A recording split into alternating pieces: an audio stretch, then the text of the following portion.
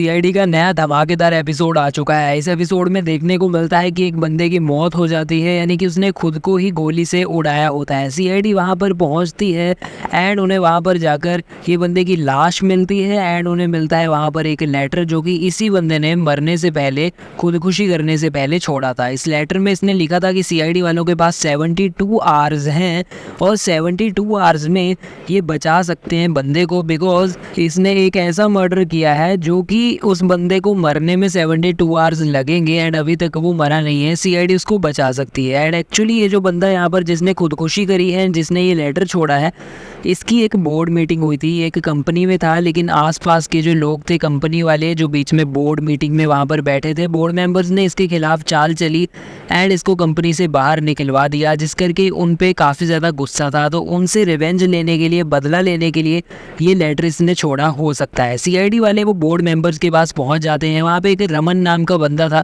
और वो कहता है कि उसने तो हाथ खड़ा करना ही था इस बंदे के खिलाफ, बिकॉज ये दोनों एक दूसरे को पसंद भी नहीं करते थे और अब वो इस कंपनी के लिए ठीक भी नहीं था, बिकॉज वो बहुत ही इमोशनल टाइप का बंदा था एंड अपने इमोशन से चलता था। लेकिन कंपनी ऐसे नहीं चलती होती। अभिजीत उनको बताता है कि सारे बोर्ड मेंबर्स को सीआईडी ब्यूरो आना पड़ेगा, बिकॉज सबके ब्लड टेस्ट करने पड़ेंगे एंड और भी कई सारे टेस्ट करने पड़ेंगे ताकि पता चल सके इनमें से किसको जहर दिया गया है। जो बंदा मर गया उसका एक बेस्ट फ्रेंड यहाँ पर त्रिलोक भी था, लेकिन उसने भी उस बंदे के खिलाफ हाथ खड़ा किया था। तो क्या उसने उसको धोखा दिया? तो वो कहता है कि उसने तो अपने दोस्त को पहले ही बताया हुआ था कि वो इस मीटिंग में उसके खिलाफ डिसीजन लेने के लिए हाथ खड़ा करेगा, तो इस करके उसने ऐसा कोई धोखा अपने दोस्त को नहीं दिया। वो कहता है कि हमारी दोस्ती अलग जगह पर थी एंड जो कंपनी में जो भी डिसीजंस हमने लेने थे वो अलग जगह पर थी। तो एक तीसरा बंदा था जिसका नाम था मुकुंद, और जिस बंदे ने खुद को गोली मारी और वो लेटर छोड़ा वो इस बंदे का भतीजा था। एंड ये बताता है कि भले ही सार्थक मेरा भतीजा था, लेकिन फैमिली अलग जगह पर थी एंड कंपनी अलग जगह पर थी एंड सार्थक कभी भी मेरे खिलाफ इस तरीके का लेटर नहीं लिखेगा। एंड ये इसे पूरा इस तरीके का बिलीव था कि सार्थक इसे जहर नहीं दे सकता एंड सार्थक इसे बिल्कुल भी नहीं मार सकता, बिकॉज फैमिली में ये दोनों काफ़ी ज़्यादा क्लोज थे। भले कंपनी में इसने उसके खिलाफ डिसीजन लिया हो। एक और लड़की भी थी वहाँ पर जिसने नो कॉन्फिडेंस वोट किया था उस लड़के के खिलाफ, और ये बोलती है कि इससे सार्थक से कोई भी पर्सनल प्रॉब्लम नहीं थी, लेकिन सार्थक आजकल बहुत चिड़चिड़ा हो रहा था इस कंपनी के कारण, बहुत डिप्रेशन में चला गया था, बहुत स्ट्रेस में था, रात भर सोता नहीं था एंड इसी करके उसी की भलाई के लिए इसने उसके खिलाफ वोट किया था, बिकॉज ये सोचती थी कि अगर वो इस कंपनी से बाहर चला जाएगा तब उसका ही फ़ायदा होगा एंड उसी की भलाई के लिए ये उसके खिलाफ वोट कर रही थी।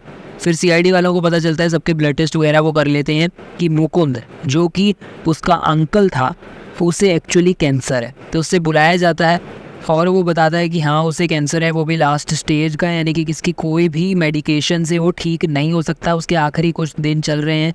एंड ये सब के चलते हुए भी उसको, सार्थक को तो पता भी नहीं था कि इसे कैंसर है, लेकिन जिस दिन इसने उसके खिलाफ वोट किया उसके बाद ही सार्थक को बताया इस चीज़ के बारे में, यानी कि सार्थक का इसके कैंसर से कोई भी लेना देना बिल्कुल भी नहीं है एंड उसे तो मालूम भी नहीं था कि इसे कैंसर है। सार्थक ने कोई बड़ी ट्रांजैक्शंस भी नहीं करी थी एंड कॉल पे उसकी बात मुन्नू नाम के उसके नौकर से हुई थी, लेकिन सीआईडी वाले जब उसके घर गए थे पूछताछ करने, वहाँ पर कोई मुन्नू नाम का नौकर तो था नहीं, उल्टा वहाँ पर एक नौकरानी थी। वो इस करके बिकॉज जो मुन्नू नाम का नौकर था वो 3 महीने पहले ही इस जॉब को छोड़कर चला गया था, तो इस करके वहाँ पर अब नौकरानी थी। फोरेंसिक्स वालों ने सबके ब्लड टेस्ट वगैरह तो कर लिए, लेकिन उन्हें किसी की बॉडी में कुछ भी जहर जैसा पदार्थ बिल्कुल भी नहीं मिला। तो एसीपी प्रद्युमन कहते हैं कि एक एक्सपर्ट है जो कि हमारी मदद कर सकता है एंड वो अभिजीत को लेकर चले जाते हैं एक जेल में एंड वो पहुंच जाते हैं डॉक्टर सालुंके के पास। तो डॉक्टर सालुंके 3 महीने से इस जेल में हैं एंड 3 महीने से इन पे गद्दार का टैग लगा था। एसीपी प्रद्युमन डॉक्टर सालुंके के पास जाकर दे देते हैं उन्हें केस की फाइल और वो कह देते हैं कि डॉक्टर सालुंके इस केस को सॉल्व करो एंड हमें तुम्हारी ज़रूरत है, लेकिन डॉक्टर सालुंके बिल्कुल इनकार कर देते हैं, मना कर देते हैं। वो कहते हैं कि अब तुम्हें मेरी याद आ गई, मैं तुम्हारा केस बिल्कुल भी सॉल्व नहीं करने वाला, मैं जेल में बिल्कुल अपनी वेकेशन को एंजॉय कर रहा हूँ। दूसरी ओर सचिन और कृतिका जाते हैं इन्वेस्टिगेशन करने एंड उन्हें एक बंदे से पता चलता है कि कुछ दिन पहले सार्थक फ़ोन पे किसी से गुस्से में बात कर रहा था। तो सचिन और कृतिका सार्थक के फ़ोन में देखते हैं एंड उन्हें पता चलता है कि किसी रामू नाम का नंबर है एंड रामू के साथ उसकी कॉल हुई पड़ी है, लेकिन अभी तक इस केस में रामू नाम का कोई बंदा तो उनके सामने भी नहीं आया। दूसरी ओर एसीपी प्रद्युमन तो चले जाते हैं केस फाइल सालुंके के पास रख के एंड अभिजीत को वहाँ पर खड़ा करके जाते हैं। डॉक्टर सालुंके अभिजीत को कहते हैं कि तुम यहाँ पर कितना भी खड़े हो जाओ, तुम्हें क्या लगता है मैं मान जाऊँगा? मैं इस केस को बिल्कुल भी सॉल्व नहीं करने वाला। एंड वो अभिजीत से भी किसी भी तरीके से मानने को इनकार कर रहे हैं। फिर ये रमन नाम का जो बंदा था, पता चलता है कि वो रामू कॉल इसी के नंबर पे करी गई थी, यानी कि इसका नंबर सार्थक के फ़ोन में रामू पे सेव था। और वो बताता है कि जब इन दोनों में संबंध अच्छे थे, जब ये दोस्त थे, उस टाइम पे वो इसको प्यार से रामू बुलाया करता था। अभिजीत डॉक्टर सालुंके को कहता है कि भूल जाओ सीआईडी के बीच में और आपके बीच में क्या सब हुआ, लेकिन ये सोचो कि एक बंदे की जान खतरे में हो सकती है, उसको बचाने के लिए ये केस को सॉल्व करने की कोशिश करो। लेकिन डॉक्टर सालुंके अभिजीत की बात स्टिल नहीं मान रहा था। अभिजीत कह रहा था कि अपने फ़र्ज़ को याद करो एंड एटलीस्ट अपने फॉरेंसिक्स प्रोफेशन से जो तुम्हें प्यार है, एटलीस्ट उस प्यार को जगाओ एंड अपने फॉरेंसिक्स का जो ड्यूटी है, जो फ़र्ज़ है, उसे पूरी करने की कोशिश करो। लेकिन डॉक्टर सालुंके अभिजीत को एसीपी प्रद्युमन के खिलाफ भड़काने लग जाता है कि एसीपी प्रद्युमन कभी दया को ट्रेटर समझ लेता है, कभी अभिजीत का बैज उतार लेता है।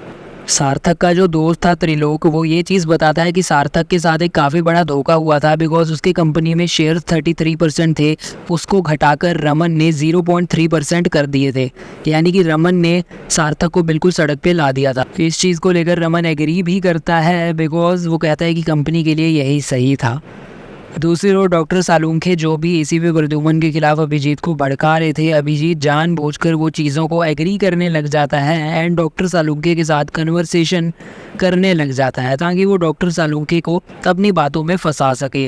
दूसरी ओर एसीपी प्रद्युमन बाकी की टीम को बताते हैं कि उन्होंने सालुंखे की मदद ली है और बाकी की टीम काफ़ी गुस्सा हो जाती है कि गद्दार से मदद ली जा रही है। लेकिन अभिजीत वहाँ पर पहुँच जाता है और वो कहता है कि ये वाले डॉक्टर सालुंखे हमारी मदद बिल्कुल भी नहीं कर पाएंगे। ऐसा क्यों? तो बैकग्राउंड स्टोरी चलती है कि अभिजीत और सालुंखे के बीच जेल में क्या हुआ। तो अभिजीत जानबूझकर कुछ ऐसे पुराने केसेस जो कि सालुंखे ने सॉल्व किए हैं सीज़न 2 में, उनका मेंशन करने लग जाता है। कुछ ऐसे ड्रग्स का नाम अभिजीत पूछता है जिसका नाम सालुंखे नहीं बता पाता एंड ऑल्सो कुछ ऐसे मटेरियल फैक्ट्स के बारे में बात करता है जिनके बारे में सालुंखे को नहीं पता था। जैसे कि सालुंखे कहता है कि डॉक्टर तारिका बीमार थी और मैंने केस सॉल्व किया, जबकि रियलिटी ये थी कि डॉक्टर तारिका ने वो वाला केस सॉल्व किया था। यहाँ पर पता चल जाता है अभिजीत को कि असली वाला डॉक्टर सालुंखे नहीं है। वो डॉक्टर सालुंखे को पकड़ लेता है गले से और बोलने लग जाता है कि मुझे पता है कि आप असली वाले डॉक्टर सालुंखे नहीं है। एंड यही सब करते करते ही अभिजीत के हाथ में मास्क आ जाता है डॉक्टर सालुंखे का, जो कि इस बंदे ने पहना हुआ था, यानी कि असली वाले डॉक्टर सालुंखे ये नहीं थे, किसी और का मास्क था। ये सुन के सीआईडी वाले हैरान हो जाते हैं कि अगर ये नकली सालुंखे था तो असली सालुंखे आखिर गया कहाँ। अब सीआईडी वाले सारे शौक में है, अभिजीत भी शौक में है कि ये जो सालुंखे जेल में था 3 महीने से नकली था, जिसने सिर्फ सालुंखे के फेस का मास्क पहन रखा था, तो आखिर असली वाला कहाँ गया। यही क्लिफ हैंगर पे एपिसोड खत्म हो जाता है। एपिसोड काफ़ी ज़्यादा अच्छा था, वेल डायरेक्टेड था। अगला एपिसोड और भी ज़्यादा इंटरेस्टिंग होगा आई थिंक। कमेंट्स में बताओ आप लोगों को एपिसोड कैसा लगा। वीडियो लाइक शेयर कर दो। सीआईडी के रिलेटेड एक्सप्लेनेशन वीडियोस और एनालिसिस वीडियोस पाने के लिए हमें कर लेना सब्सक्राइब और बेल आइकन दबाना बिल्कुल भी ना भूलना। फिलहाल के वीडियो में इतना ही, अभी के लिए चलता हूँ, गुड बाय।